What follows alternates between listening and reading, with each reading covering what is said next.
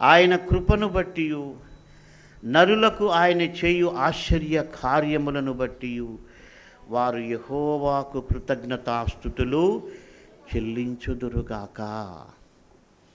కాబట్టి మనం ఆయన కృపను ధ్యానం చేస్తే దేవుడు మనకు చేసినటువంటి ఆశ్చర్య కార్యాలను జ్ఞాపకం చేసుకొని కృతజ్ఞతాస్తుతులు చెల్లించాలి.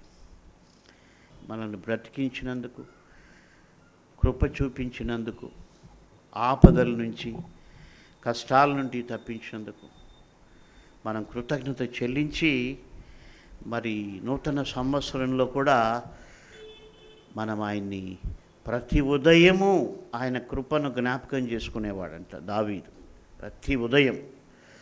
అందుకే ఆయన అన్నాడు కీర్తనలు 92లో, ప్రతి ఉదయమున నీ కృపను, ప్రతి రాత్రి నీ విశ్వాస్యతను అని దావీదు తలుచుకున్నాడు.